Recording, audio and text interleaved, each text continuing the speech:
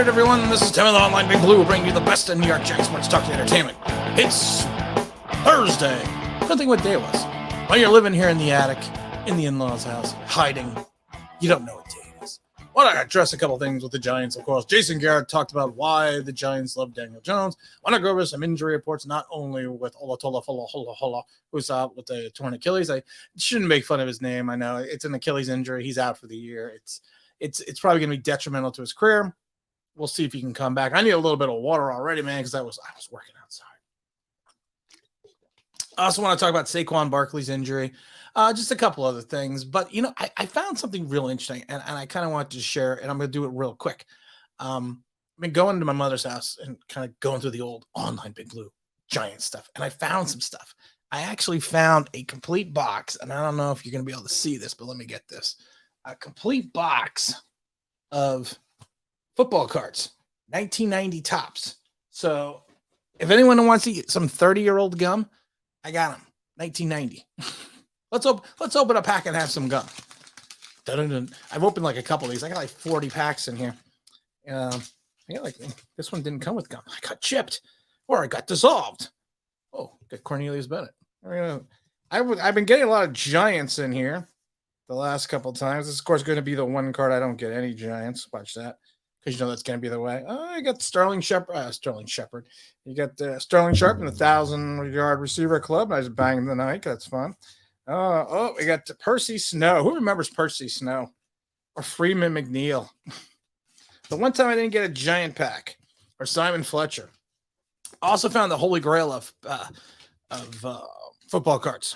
It is the 1986 Topps pack. Could have Jerry Rice rookie card. Could have Reggie White. Could have Steve Young's rookie card. They're all worth a lot of money. It could be anyone in here. Maybe we'll give away some of these. I'm not giving away this one because I'm never going to open that one. I keep banging the damn microphone. But, like I said, it's pretty cool. Like I got boxes of these, though. These 90 cards, man. Look at these. I got freaking boxes. I got stacks of them. I know it's kind of boring for some people. Let's open one more. It's like Christmas. It's like Christmas. Dun-dun-dun, dun-dun-dun. What do we get? Oh, here we go. It's 30-year-old gum. If anyone wants a 30, you know what? If you want to eat the 30-year-old gum, maybe I'll let you go to the Coaches Club just for doing that. Let's see here. Let's see if we got any Giants here. I didn't get any. This is the first pack. I did not get any Giants. Ronnie Lott. That's a good one. Ronnie Lott. Let's see here. Another pack without Daryl Thompson. Oh, I remember Daryl Thompson with the Green Bay Packers. Oh, we did get a Bo Jackson. All right. And again, no Giants. I got a stack of Giants for the last 6 ones I opened up. Speaking of the New York Football Giants, no one wants to sit here and watch me open up Topps football cards from the 90s. 1990 Topps selection. Giant Super Bowl year. I want to talk about Jason Garrett and his praise for Daniel Jones because I actually found it quite interesting. And it's the reason why the Giants believe in Daniel Jones. And this is what the comment was from Jason Garrett.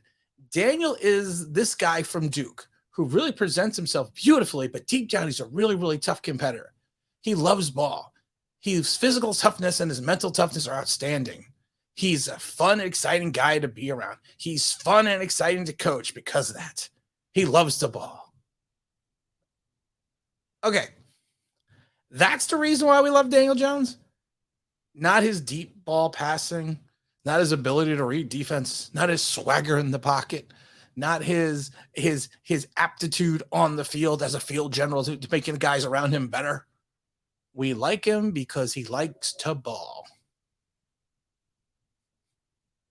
Sometimes, sometimes you could read into things, and I'm trying not to read into anything, but I'm just laughing because you look at sometimes some stuff and you're like, really, that's the reason why the New York Giants like Daniel Jones, because he's a fun guy to be around. I'd rather have an asshole who knows how to read defenses, who can slide in the pocket, who can do his thing. It's Daniel Jones at the 5. It's Daniel Jones at. That's what I would rather have. Never mind. I'd rather have Jason Garrett say things like that. Not he's a baller. He loves the ball.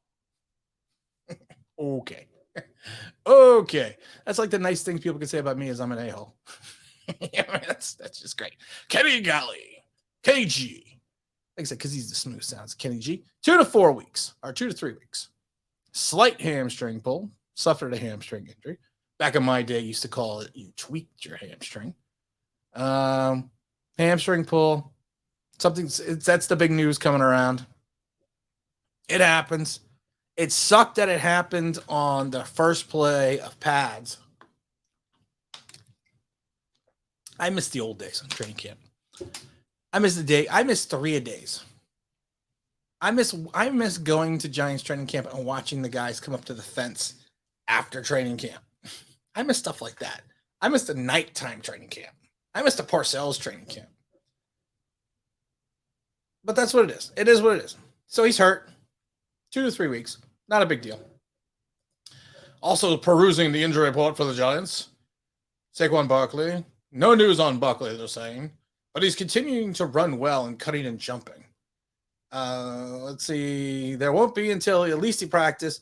They're saying week 1 seems solid for now. They won't know until he at least practice. So keep an eye on the joint practice in Cleveland, 19th to 20th. I don't think he's going to be on 19th to 20th practice. Judge said earlier that Barkley is making a tangible progress, but there's a lot to accomplish in rehab. Anyone that's had an ACL, it's nothing to it's nothing to screw around with, especially when he's your guy. Kyle Rudolph, the veteran tight end, is recovering from off-season surgery, taking a bit longer than the Giants expect. That's what happens when you're older. He appears to be getting closer, so he's getting closer.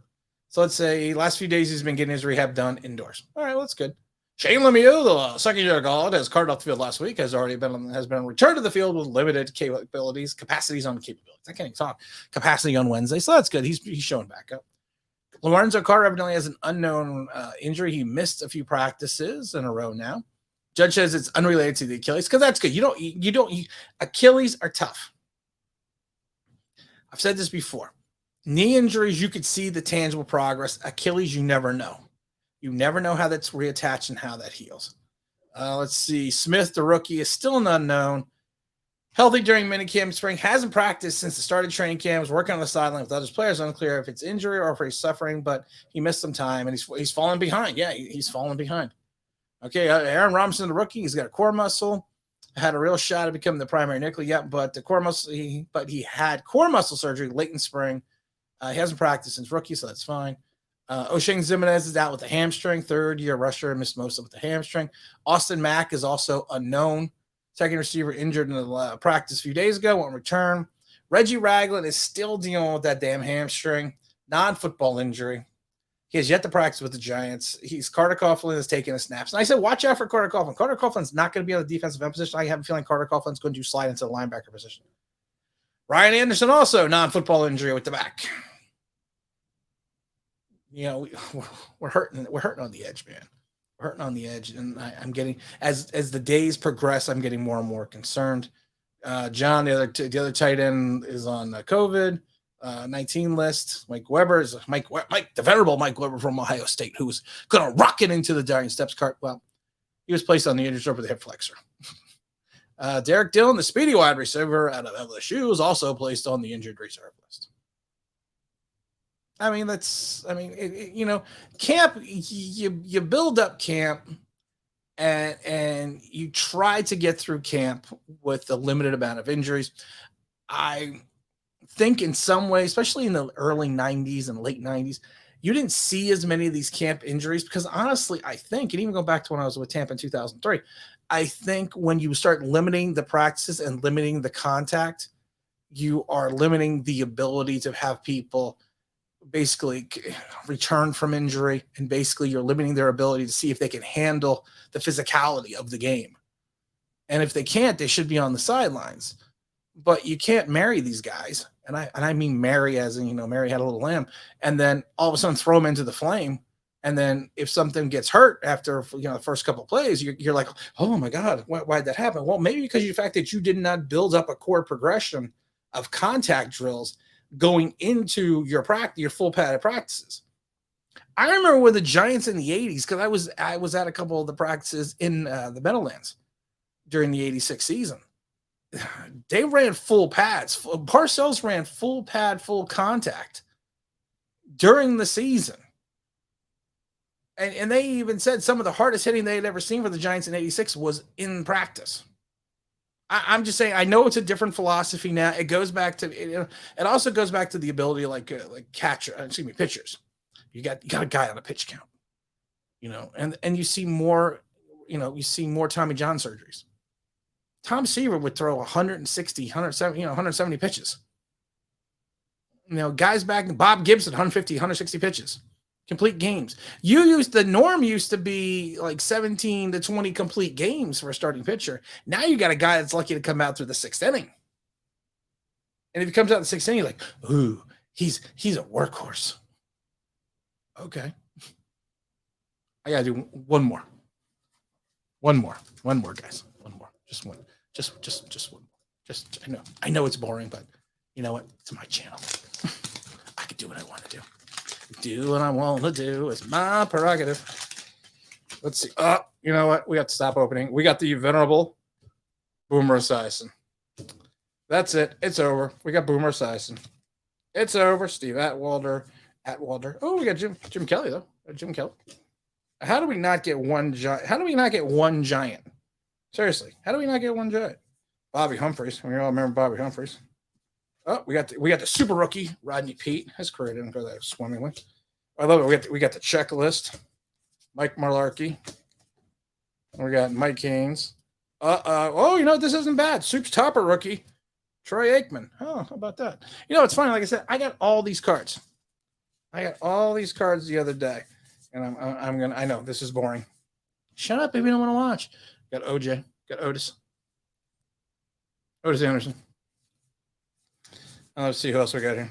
And then we got, that was like on the first pack. Let's see here. Oh, Perry Williams. Another good one. I was getting at least 1 to 2 Giants per pack.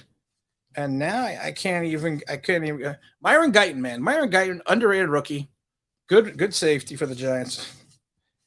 Blair Thomas. What a bust for the Jets. What a bust for the Jets, man. Sean Landetta, after the whiff. Like I said, I was getting all these Giants, man. Eric Howard, great tight end. Not tight end, nose tackle. Can't even talk today. And let's see here. That's about it. That about sums it up. So, what we're going to do? We're going to try to see about going out to Fan Fest. We don't know if we're going to do that yet because, like I said, we got to go to the game. And I think I think the game is more important, especially being in the Coaches Club. I am offering anyone who wants to eat 30-year-old gum. I have 31-year-old gum. So let's see. 31-year-old gum. Damn, that's good. As more Giant news come in and is related, we will, of course, report it to you.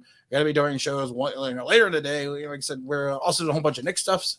Hope you guys enjoyed today. And again, this is Tim with the Hall and Big Blue, bringing you the best of New York Giants sports talk and entertainment. And as always, if you could like, please subscribe. Ring that boy thing that means that'd be awesome.